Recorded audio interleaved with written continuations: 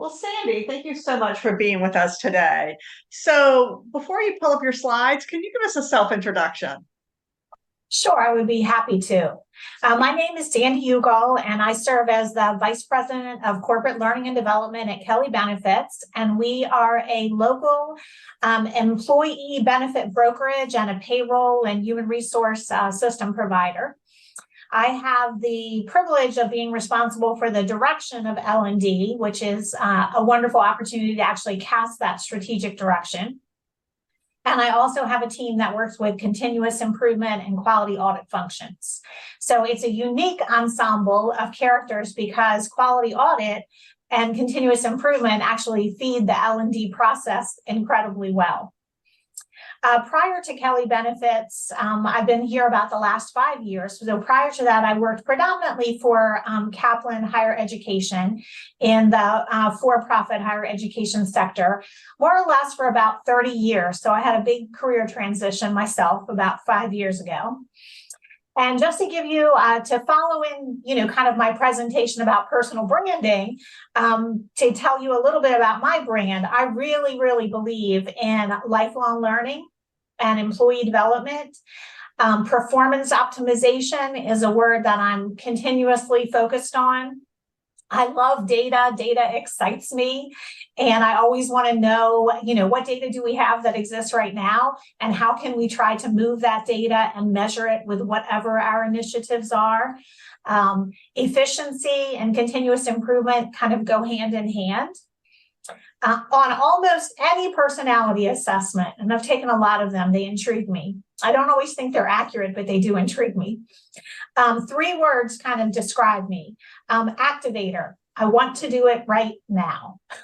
Not tomorrow, not in a year. So long-term initiatives are a challenge. I've learned to adapt, but strategic and achiever. Those are words that kind of describe me as part of my brand. And I try really hard to stick to those words in describing my brand. They actually came from Gallup's Strength Finder, if any of you have ever used that personality assessment. And they help me to keep a clear goal of where I want to go. So that's a little bit about my background before I kind of start. So that's why I'm so passionate about personal branding. And I probably did not do a great job of it earlier in my career. So I have kind of like 4 key concepts to talk about. And, as we talk about career transitions, we all may be at different life stages. So first impressions, often we think about, that first impression, maybe if you're going to an interview for a new company. But a first impression can be something that you choose to craft for within the company that you already work with. Hopefully you've already built a brand for yourself, but sometimes we might need to change that brand along the way so that people see us in a new role, especially if you have not been a manager before, or maybe you haven't been in a strategic direction before. So you have to kind of change that first impression along the way. There are some things that are challenging to change, but you can actually work to rebrand yourself. The real thing that you have to keep in mind is consistency or credibility builds trust. So if you decide to rebrand yourself completely different and it doesn't align with the values that you've shown in your career, if you stay in the same organization, that will be very difficult for those around you. So you always want to kind of keep some vein of this is who I have been. Now, if you're starting in a brand new organization, you can obviously rebrand yourself. However, there are personality traits which most of us have had for a very long time. I saw a few of you, have had quite extensive careers that are on the call today, and so my newest endeavor is having grandchildren. I have a 4-year-old and an infant, and so that has been a new endeavor for me. And it's something that I have had to kind of adapt to that new role. What does that mean? And so as you start to build your relationships with other people, sharing things about yourself helps to build your credibility. So people start to see you in new ways. It also helps you to differentiate, and that's really important in today's world. You don't want to be the same as everyone else. You want to be who you are.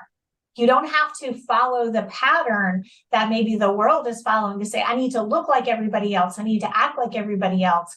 But at a minimum, you need to say, these are the things that make me who I am.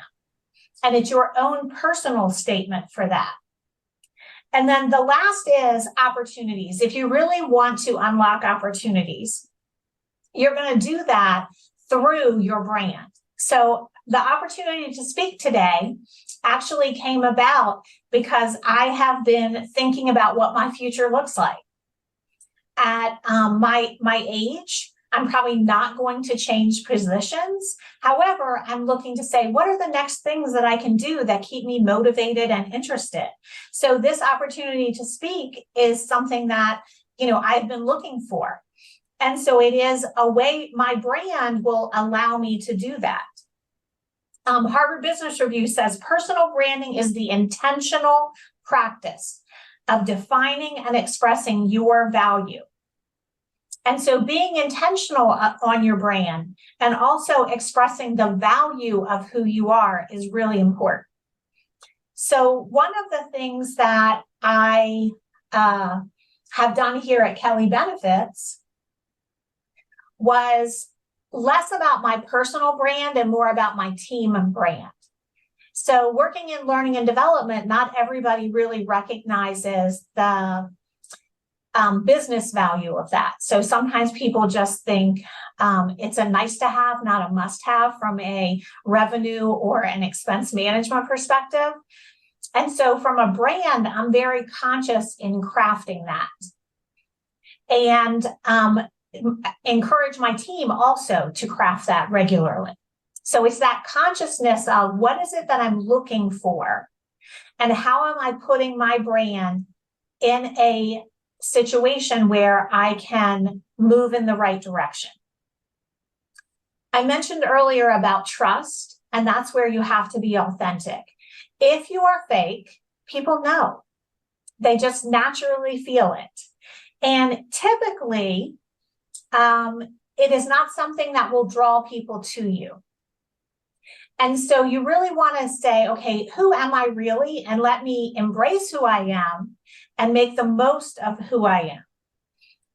And Patricia talked about empathy and sympathy, and she talked about how it's really about listening.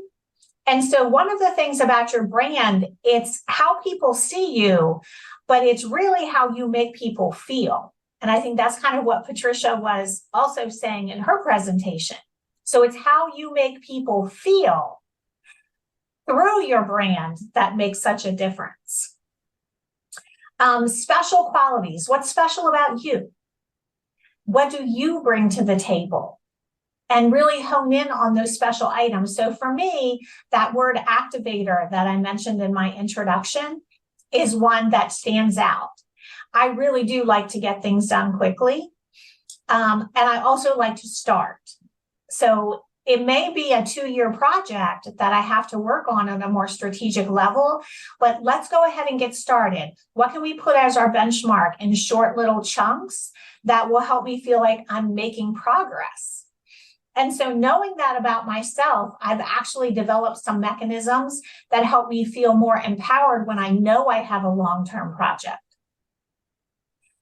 I would ask you a food for thought question. I should have probably put this on my slides. How does your concept of identity, affect your behavior? And I mentioned that because I mentioned that I have been a newer grandmother. And all of a sudden, like my identity kind of started to change. And I noticed it. I was like, And I started to see myself maybe as older than I really wanted to. And so I actually kind of had to adjust my concept because it was affecting my behavior. And once I started to kind of go back to some of my foundational items of really who I am and how I see myself, and knowing that I can be more than one role in life, I was able to kind of like craft my brand in new ways. And so I think the concept of you can rebuild your brand, modify your brand according to your needs is really valuable.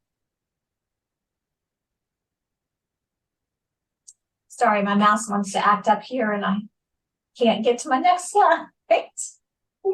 Too many monitors. There we go. So believe it or not, you already have a personal brand, whether you want to or not. And it's what people think of you based on what they know. So if they don't know a whole lot, they're going very much on the surface. And so you don't know me very well. You only know what I'm telling you, how my speech comes across, maybe how I look on the screen. That's what you know of me so far. But you are making some type of, for lack of a better word, judgment based on that. Are the things that I'm talking about valuable? And so it's really important for you to start to think about, like, how do you see others and how do you see their brand? Because that will help you. For any of you that are younger on the call, looking to maybe make your first big career transition, I had an intern this summer, and she was a phenomenal worker, Kate. Great work ethic. She came in the morning, she sat down, she did her work, she participated in all of our activities, so she checked all the boxes of a great employee. But before she left, I talked with her about the fact that she did not spend any time networking. An internship should really partly be about who are you building your network with for the future. And so she lost an opportunity to build relationships with others throughout the building during the internship. And I could tell from the types of jobs that she had on campus and maybe some other things she shared that that's probably a trait that she's going to carry. So what's going to happen is she's going to be a great employee, but she's going to end up being the worker and not the manager. And she may not be satisfied with that in the long run. So she needed to really look at her brand and start to craft those pieces of her brand that would impact her later. And I thought that was a great example because we all need to see things that, you know, we can share. I always like it when I go to presentations and they tell me exactly what I should do. So what you should do when you get off this call is go and ask a colleague or even a friend, maybe multiple, and ask them, what do they see of your brand? What do they think of your brand? And ask them to be honest. You have to give some psychological safety around that because otherwise they're not going to share with you. But what they see of how you carry your life really will be something that you either say, I embrace that. That's what I want. Or maybe I need to modify something. I'm sure many of your organizations have employee engagement surveys, and we just got our results today. And so there are opportunities for me as a leader through my employee engagement surveys. And I'm going to look at them and based on, you know, what kind of manager do I want to be? What is my brand there versus what did the survey results tell me are my opportunities within the team?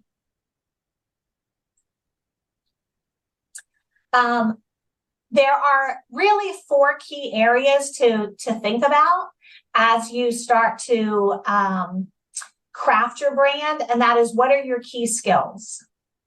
So when my position ended with Kaplan, which had been purchased by Education Corporation, I had to rethink my skills because I knew I was not going to stay in that type of industry anymore. I was going to change industries. And so I had to say, okay, what are my transferable skills? So as you start to think about your brand, what are the skills that you bring into that brand? What is your passion? I talked about the fact that I love personality assessments. It is a passion for me because I think there are nuggets that you can take away from that can positively impact your life. What are your achievements? For me personally, that has to do with 2 things. Money and the impact on the company. So when I say money, how did it financially impact the organization that I work with? And I like to craft that into my conversations on a business level. I think the more that you can say, here's what I brought to the organization, whether it be an increase in revenue or whether it be a decrease in expenses, you brought something to that organization that had an impact on the company. And any new initiative that you do has one of those two impacts. Last, what are your values? What's important to you? In my opening, I talked about data and value proposition being important to me. Maybe sometimes probably too important. I don't always work hard on the interpersonal relationships that maybe I would like to, and that has been something that I've been more intentional about recently. I tend to really be task-oriented and focused on the work. And so I think that's a value that has changed. Like, I want to be more maybe balanced in that.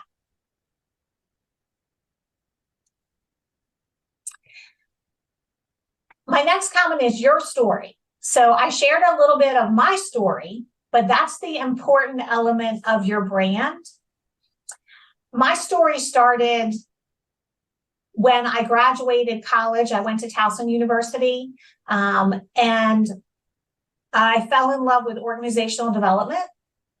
And so I went to Johns Hopkins and took some courses in organizational development.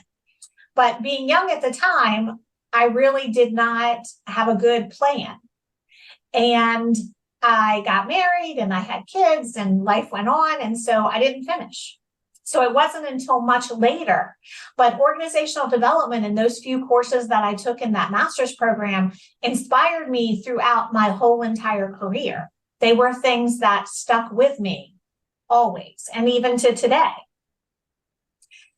Another way to tell your story is to look at just some little journey points along the way. So one of my journey points is Kaplan was a fabulous organization to work for. They really did a lot of work around leadership development. And so they had a week-long leadership conference where we were placed into teams that were international. And within those teams, you had to build a business.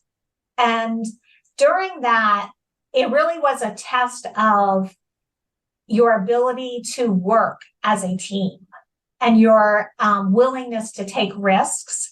I was younger then and risk averse. I'm much more likely to take a risk now, but I really did not want to take huge risks during that activity.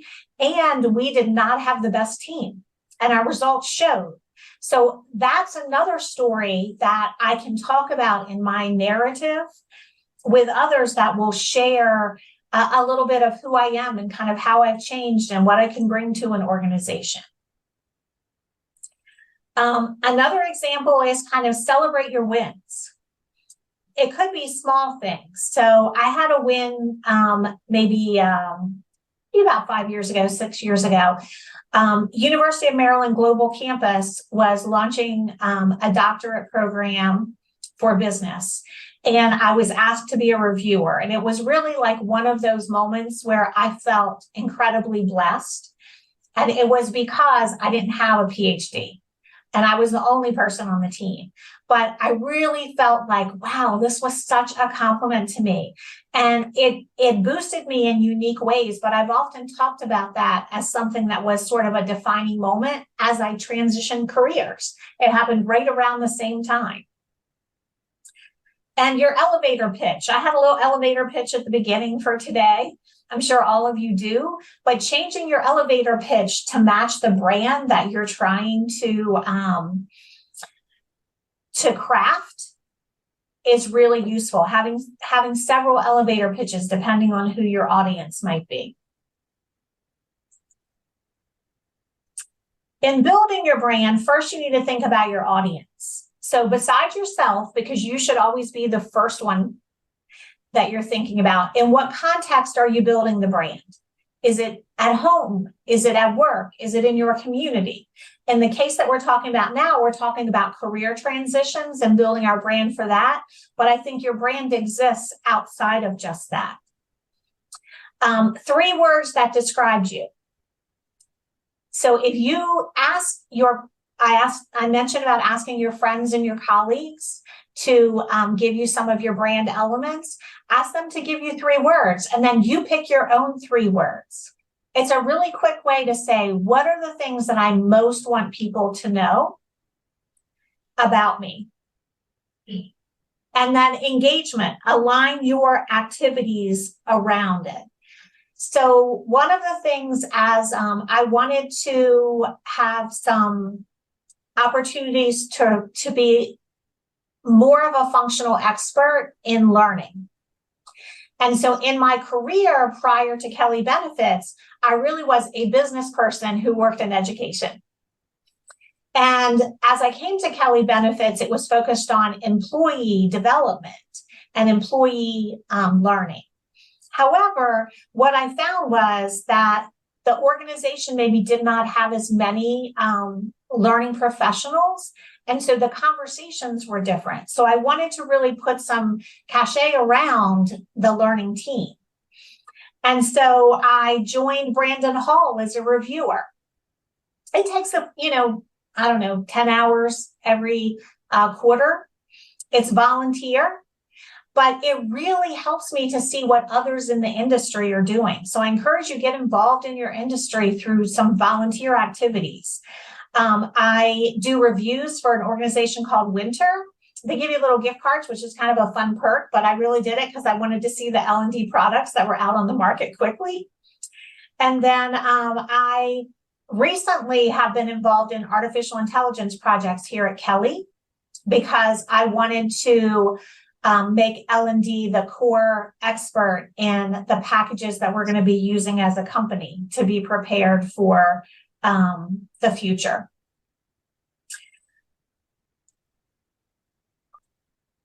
There, I have a couple more slides.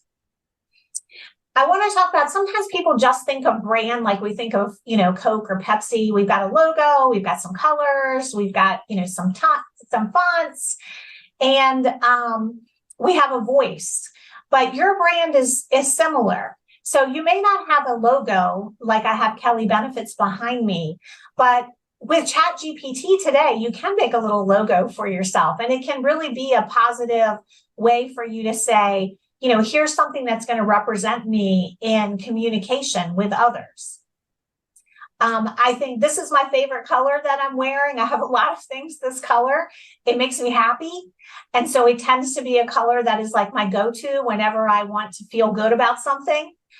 And so I think it doesn't just have to be kind of what we may think of as a traditional logo. They're just elements that make up sort of who we are and what makes us unique.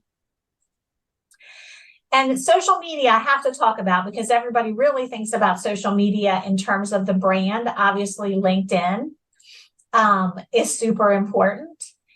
But I don't think it's all about social media. I really think it is about your day-to-day communication.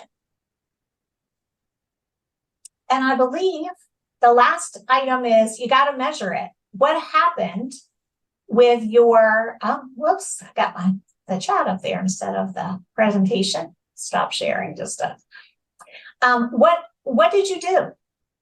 How do you know whether you were successful? So I measure by some of the things that I have been involved with. Like I measure by my engagement with Brandon Hall as one example. I measure by the types of learning technology that we implement, some of those types of things. And so I think now we have a few things in the chat and we maybe have a few minutes to do that. Let's see. Well, thank you so much, Sandy, for that wonderful presentation. And yes, we'll go through some of the questions that have come in from our chat. Let's see, we'll start with this one from Lauren. And she says, great topic, often very underserved. Do you think there's a personal brand and a professional brand? Or should they be one and the same? I feel that people's personal brand is sometimes a fabricated reel. And how can we create maybe just one brand for ourselves? I do think there are some differences. And so I'm just going to use myself as an example. So I have always had more career-oriented jobs, but next year I will be married 40 years to a wonderful man. At home, I don't want to make some of the decisions that I make at work. And so, for example, I've never bought a major appliance. I've never bought a car because we have, like, that is something I don't need to do that. I do that all day long. So I do think there are some differences, but if you ask the people that work with me, they would think, oh my God, Sandy's all in charge at home. I'm just not, and I don't want to be. So I think you can have some variations, but I think there are some things. My son gave me the best compliment that anybody, I think, could have given me, maybe about 2 years ago. So he said, "Mom, you are such a loyal person." And I was like, wow, that is such a statement. And I really believe that. Like, I'm a loyal wife, I'm a loyal employee. I think that is something that carries personal, professional, doesn't matter. Now, sometimes I've been too loyal in my career, and I would encourage people to take more risk. Earlier, I wish there were times when I would have made different decisions early in my career, not so much the later part. But I think that, so I do think there are veins that go through both, but I think you can have differences as well. That was a long answer. Sorry. No, that's fantastic. So I think we have time for maybe 2 more questions. We'll go to this one from Andrea, and she says, how do you have time for this between your normal job requirements and family, kids, etc.? I feel like I don't have enough time as it is. Mm-hmm. So I think when you are in the moment in time where you are raising your children and there's soccer practice and, music lessons and all of those things, I definitely think it is hard for you to find some of these elements of volunteer and become engaged in things like this. But if you do not find any time to invest in your own self-development, it will be harder for you later. So even if you say, you know what, I'm going to become a little bit earlier bird and I'm going to get up 20 minutes earlier and I'm going to spend some time becoming a thought leader and posting a little mini article. It doesn't have to be long, maybe on LinkedIn. Or maybe I'm going to think about one of those concepts like brand. So I have a lot more time now than I've ever had in my career to do some of these things. But I also know that if you never take the time to invest in yourself and your own brand building, by the time that you're ready, it might be too late. Very well said. Thank you. All right, I think we'll let this be our final question before we go to our panel discussion for the afternoon. And Tracy says, how can I give someone feedback that they're damaging their personal brand? That is a great question. So I think part of it depends upon the relationship that you have with the person. So I have a friend who had become incredibly negative. And no matter what the situation was, the words out of her mouth were negative. And I don't really believe that that was just generally how she felt in life. She had wonderful children and grandchildren, and, she had this wonderful life, but for whatever reason, she just wasn't happy. And so I'm going to go more to Patricia's presentation and say, I think first figuring out and asking them, hey, I noticed this behavior. Is there anything that I can do to help you? Is there anything going on that you want to talk about? And so starting there is a good segue. Now, if it's at work, I did have a peer come to me and say, Sandy, you need to show less on your face. Because I had become frustrated about something, and every meeting that we went into, every time, he just said it showed on my face. So I appreciated that he came to me. So because that meant that we had a good relationship and trust. So I think it has to come from the right intention. He came with the right intention. He wanted to help me and therefore help the rest of the team. And so I took it positively. But I think you just have to be upfront and say, I'm concerned about you. Well, that's wonderful. Well, everyone, Sandy is going to stay with us for our panel discussion today. So before we move to our panel discussion, any final thoughts on this topic?